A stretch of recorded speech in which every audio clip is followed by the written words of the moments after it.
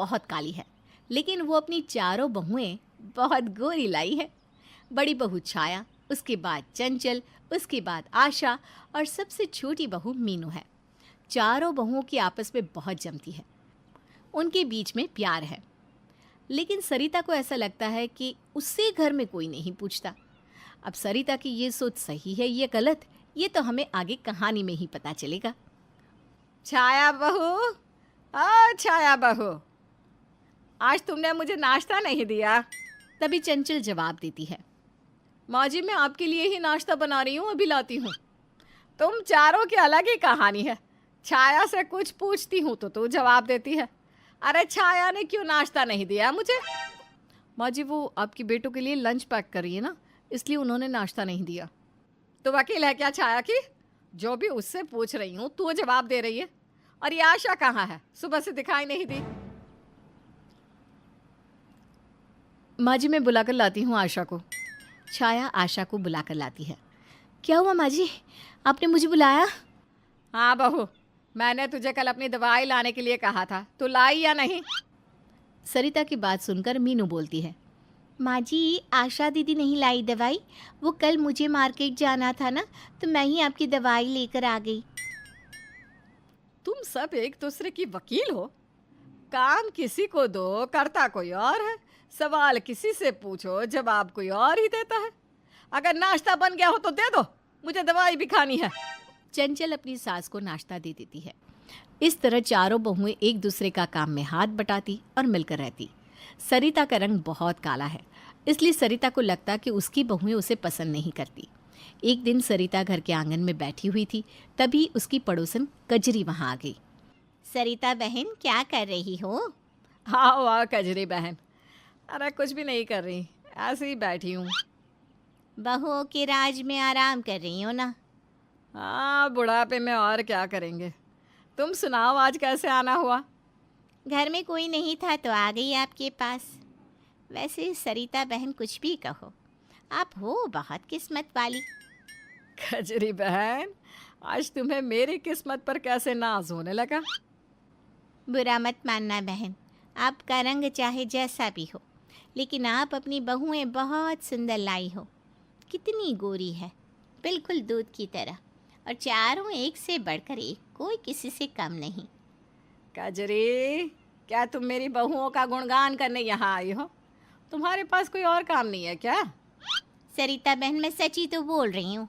अगर तुम्हारी बहुओं की तारीफ कर रही हूँ तो तुम्हें खुश होना चाहिए, वरना मेरी बहुओं को देखो, दिन रात लड़ती रहती हैं। तुम बहुत किस्मत वाली हो जो तुम्हें ऐसी बहुएं मिली। कजरी की बात सुनकर सरिता को बहुत गुस्सा आया। कजरी वहाँ से चली गई। तभी सरिता के फ़ोन पर उसकी बहन लता का फ़ोन आया। हेलो जीजी, कैसी हो आप? मैं तो ठीक हूँ लता, तुम बताओ तुम कैसी हो? कैसे याद किया आज अपनी जीजी को?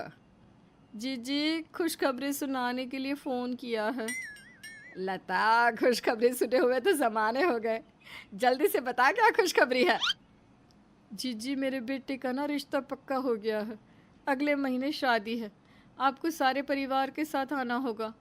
अरे मुबारक हो लता बहुत खुशी हुई सुनकर, मैं ज़रूर आऊँगी। जीजी मैंने तो कोशिश की है कि अपनी बहू भी आपकी बहू की तरह ही ढूंढूं। आपकी चारों बहुएं ना देवी का रूप है, हर काम में माहिर। मैं तो यही प्रार्थना करती हूँ कि मेरी बहू भी आपकी बहू की तरह ही निकले। जीजी आप ना बहुत किस्मत वाली हो जो आपको इतनी सुंदर गुणी बहुएं मिली। हाँ सही बोल रही है लता, चल फ़ोन रखती हूँ मैं। ठीक है जीजी, लेकिन आप सब आना ज़रूर और अपनी चारों बहुओं को लेकर कर आना। अगर वो मेरे बेटे की शादी में आएगी तो शादी में 4 चांद लग जाएंगे। सरिता ने फ़ोन रख दिया। सभी सरिता की चारों बहुओं की तारीफ करते हैं तो सरिता को अच्छा नहीं लगता। एक दिन सरिता अपने बेटों के पास बैठी हुई थी, तभी वो कहने लगी, तुम चारों को मैंने जन्म दिया, पाल पोस कर बड़ा किया, इतनी सुंदर लड़कियों से शादी करवाई, लेकिन मैं तो काली हूँ, तुम अपनी सुंदर बीवियों की ही सुनोगे ना? तभी सरिता का बड़ा बेटा अजय बोलता है, माँ आप ऐसा क्यों बोल रही हो? हमारे प्यार में आपको कभी कोई कमी दिखाई दी? अरे आप कमी नहीं है, लेकिन कभी ना कभी तो तुम बदलोगे ही, अपनी पत्नियों का कहना मानोगे ना। उनकी बातों में आकर तुमने मुझे घर से निकाल दिया तो। ये सुनकर सरिता का दूसरा बेटा मुकेश कहता है। कैसी बात कर रही हो माँ? ये घर आपका है। हम या हमारी पत्नियाँ कभी आपके साथ बुरा नहीं कर सकते। सरिता ने अपने बेटों को पूरी तरह से अपने कब्जे में कर रखा था। वो आए दिन अपने बेटों को यही सब बोलती थी, तो बेटे अपनी माँ का बहुत ख्याल रखते थे।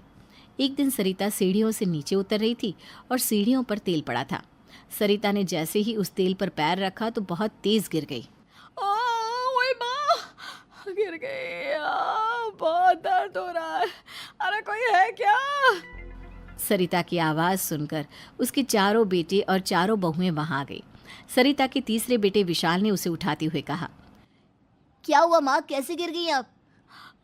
पता नहीं बेटा, सीढ़ियों पर कुछ पड़ा है शायद, उसी पर से पैर फिसल गया मेरा। सरिता की बात सुनकर उसके चौथे बेटे रोहित ने सीढ़ियों पर देखा तो वहां पर तेल पड़ा था। तेल देखकर उसने कहा, अरे यहाँ तो तेल पड़ा है, किसने तेल डाला यहाँ पर? अरे बेटा, तुम्हारी इन 4 बहुओं के अलावा कौन तेल डाल सकता है? अरे तुम सबकी आंखों में खटक रही हूँ तो ऐसे ही बता दो, मैं अपनी बहन के पास चली जाऊंगी। कम से कम ऐसे गिरा गिरा कर मेरे हाथ पैर तो मत तोड़ो। माँ जी, हमने कुछ नहीं किया, हमने यहाँ तेल नहीं डाला। तो किसने डाला? देखो सच सच बता दो, ये हरकत किसकी है, नहीं तो चारों को सजा मिलेगी। जब हमने कुछ किया ही नहीं तो हम नाम किसका बताएं? हो सकता है आप चारों भाइयों ने ही यहाँ तेल डाला हो। ये क्या बोले जा रही हो आशा? भला हम अपनी माँ को क्यों गिराएंगे? आप अपनी माँ को गिरा नहीं सकते क्योंकि आप इस घर के बेटे हो और ये आपकी माँ है। और हम गिरा सकती हैं क्योंकि हम इस घर की बहू हैं और ये हमारी सास है।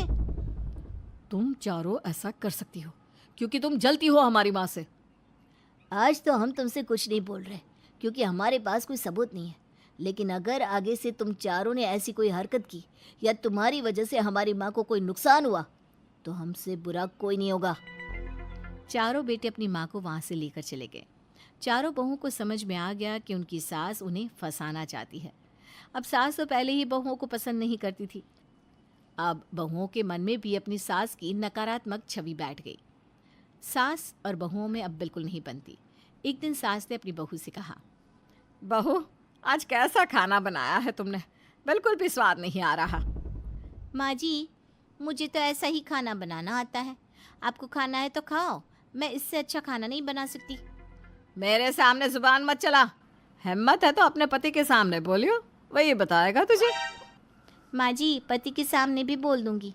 जिस खाने में आपको स्वाद नहीं आ रहा ना, मेरे पति वही खाना बहुत स्वाद ले लेकर खा कर गए हैं। आजकल की बहुओं को छोटे बड़े का लिहाज ही नहीं रहा। आशा बहू, आशा बहू।